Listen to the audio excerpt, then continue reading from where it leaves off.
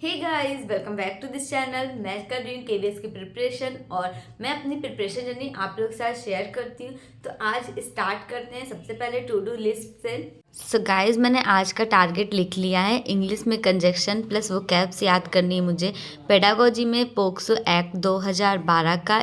EVS में मुझे पढ़ना energy resources plus acid drain और फिर मुझे कंप्यूटर रिवाइज करना है। तो देखते हैं आज मैं इतना कर पाती हूँ या नहीं।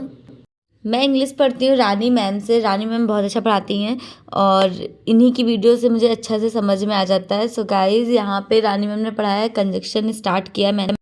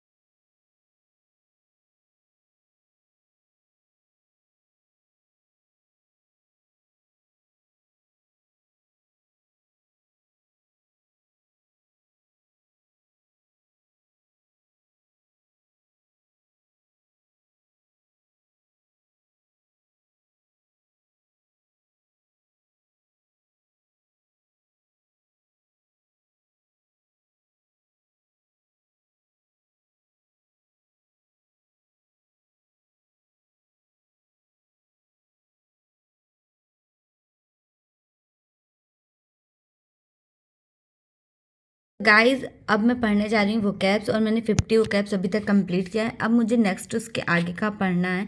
तो ये वोकैब्स की बुक बहुत अच्छी है, रूट वर्ड के अकॉर्डिंग है, तो आप लोग भी देख सकते हो। इंग्लिश का फर्स्ट स्लॉट ख़त्म करने के बाद अब मैं जा रही हूँ चाय पीने। तो चलिए अब चाय बना लेती हूँ।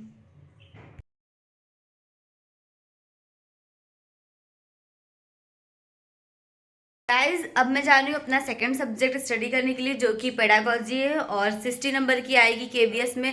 तो काफ़ी ज़्यादा अच्छे से इसको पढ़ना पड़ेगा। बहुत ज़्यादा स्कोरिंग सब्जेक्ट है, इसमें जितने ज़्यादा मार्क्स ला सकते हैं हम लोग उतना ही बेस्ट रहेगा। तो चलिए स्टार्ट करते हैं पेडागोजी। सो गाइज, मैं अब पढ़ने जा रही हूँ पोक्सो एक्ट। पेडागोजी का टॉपिक है एक, जो कि इम्पोर्टेंट है। तो मैं पढ़ती हूँ यूट्यूब से भी, और इसके अलावा अगर आप लोग चाहो तो क्रोम यानी कि गूगल पे सर्च कर सकते हो पोक्सो एक्ट एनसीईआरटी 2012 का। तो वो पूरा जो एनसीईआरटी के अकॉर्डिंग है वो पूरा आ जाएगा पीडीएफ में। आप उसको नोट कर सकते हो, जो जो पॉइंट आपको इम्पोर्टेंट लगता है तो वो चीज़ आप कर सकते हो। उससे सही रहेगा, आपको तैयार हो जाएगा अच्छे से। एक बार लिख लेते ना तो फिर याद करने में भी टाइम नहीं लगेगा और एग्ज़ाम टाइम पे आपको आसानी से वो चीज़ मिल भी जाएगी।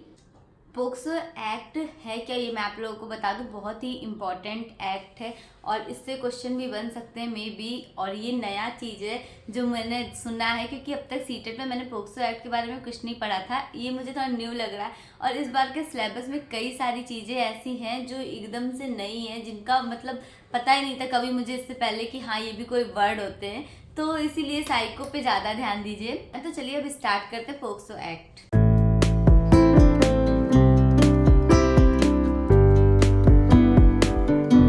तो यहाँ पे पोक्सो एक्ट कंप्लीट हो चुका है और इसके बाद मैं पढ़ रही हूँ स्कूल कैरिकुलम एंड पेडागोजी। उसके बाद में जो फाउंडेशन स्टेज वगैरह होती हैं 3 टाइप्स की 4 टाइप्स की, इन सबको अच्छे से मैंने डिटेल में पढ़ लिया है। अब लंच बनाने का टाइम हो गया और ये बाहर धूप में बैठ के पढ़ाई कर रहे हैं। क्या पढ़ रहे हैं?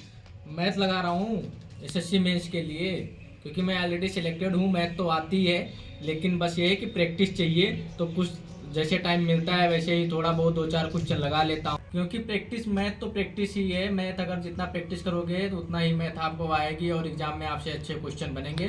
तो इस बार मेंस में सबसे बड़ा एक प्रॉब्लम है कि मैथ और रीजनिंग को एक ही सेक्शन में दे दिया गया है और टाइम भी 1 घंटे का है। ये सबसे बड़ा टेंशन है, क्योंकि 30 क्वेश्चन मैथ के हल करना भी आसान नहीं है, और रीजनिंग में भी अगर कुछ फंस गया कोई क्वेश्चन तो इतना आसानी से लगता नहीं है।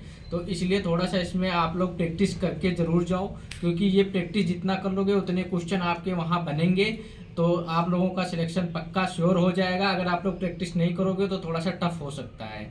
तो इसलिए ज़्यादा से ज़्यादा मैथ की प्रैक्टिस करो, और रीजनिंग को भी हल्के में मत लेना। इस बार रीजनिंग का भी प्रैक्टिस करना, कम से कम 5-6 मॉक टेस्ट तो लगा ही लो, क्योंकि जिसके पास टाइम है, जो पढ़ रहे हैं बच्चे, वो डेली एक मॉक टेस्ट जरूर लगाएं। थ्योरी तो पढ़ें ही पढ़ें, लेकिन साथ में मॉक टेस्ट जरूर दें। पर डे 1 सेट तो जरूर ही लगाएं, क्योंकि आपकी इससे स्पीड, एक्यूरेसी और आपका कौन सा सेक्शन वीक है ये भी पता चलता है। क्योंकि एसएससी में सिलेक्शन लेना नॉलेज के साथ साथ में आपका टाइम भी मैनेजमेंट भी बहुत ज़रूरी है। तो आज के लंच में दाल, चावल, रोटी, भिंडी की सब्जी और आलू की सब्जी।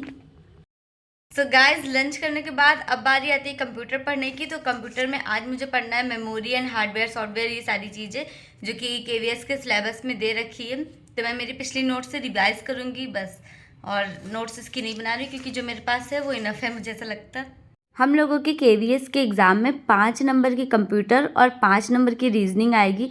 तो 5 नंबर के लिए मैंने कोई एक्स्ट्रा बुक नहीं ली है, जो मेरे पास नोट्स थी मैं उसी से पढ़ाई कर रही। उसके बाद में मैं यूट्यूब से टॉपिक के अकॉर्डिंग सर्च कर लूँगी किस टॉपिक से कैसे क्वेश्चन बनते हैं, तो उससे पता चल जाएगा मुझे ना कि मेरा कितना तैयार हुआ है एक एक टॉपिक सिलेबस के अकॉर्डिंग। और अभी मैं मेमोरी चैप्टर ख़त्म कर रही हूँ पढ़ के, उसके बाद में मुझे ईवीएस पढ़ना है। सो गाइज, अब मैं पढ़ने जा रही हूँ ईवीएस, और ईवीएस में जो हमारा चैप्टर है सोर्सेज ऑफ एनर्जी, वो एनसीईआरटी की क्लास 10th की बुक है, और उसमें चैप्टर नंबर 14 में दे रखा है पूरा। तो हम लोग को सिलेबस एनसीईआरटी बेस्ड ही है, तो एनसीईआरटी की उस चैप्टर को ज़रूर पढ़िएगा। और क्या करना है, अगर बुक नहीं है आपके पास तो यूट्यूब पे सर्च करोगे, आपको सब कुछ वहाँ पे मिल जाएगा। तो ये सही है यूट्यूब के फ़ायदे। हिंदी मीडियम वाले हिंदी में, इंग्लिश मीडियम वाले इंग्लिश में इसको सर्च करके आराम से अपने नोट्स बना सकते हैं। सो गाइज, इसको कंप्लीट करने के बाद जो हमारे 5 चीज़ें दे रखी हैं, उसमें ये नहीं कि सिर्फ हमें 5 ही चीज़ें पढ़नी है, उसके अलावा भी पढ़ना है, जैसे कि पॉल्यूशन वगैरह, फूड चैप्टर है ना, तो फूड में सिर्फ फूड नहीं पढ़ना है। एनसीईआरटी की क्लास 6 to 10th का पूरा आपको पढ़ना है। फूड चैप्टर से रिलेटेड जो कुछ भी प्रॉब्लम्स होती है, बीमारियाँ होती हैं, प्रोटोजोआ, बैक्टीरिया, इन सब से, तो इन सब चीज़ को डिटेल में पढ़ना है। ये नहीं कि बस थोड़ा बहुत पढ़ लिया, उसके आगे विटामिन वगैरह भी पढ़ना है। तो इन सब के लिए चलिए मैं पहले पढ़ लेती हूँ चैप्टर नंबर 14। तो यहाँ पे मैंने एनर्जी रिसोर्सेज चैप्टर कंप्लीट कर लिया है कि 2 टाइप्स के होते हैं और इसमें क्या क्या चीज़ें आती हैं। सो गाइज, आज का टारगेट मैंने कंप्लीट कर लिया। अगर आपको मेरी वीडियो अच्छी लगी तो प्लीज़ एक लाइक ज़रूर करिएगा, और हाँ, केवीएस से रिलेटेड कोई भी डाउट होंगे तो आप कमेंट में पूछ सकते हैं। सो मिलती हूँ अब आपसे अगली वीडियो में, तब तक के लिए बाय गाइज।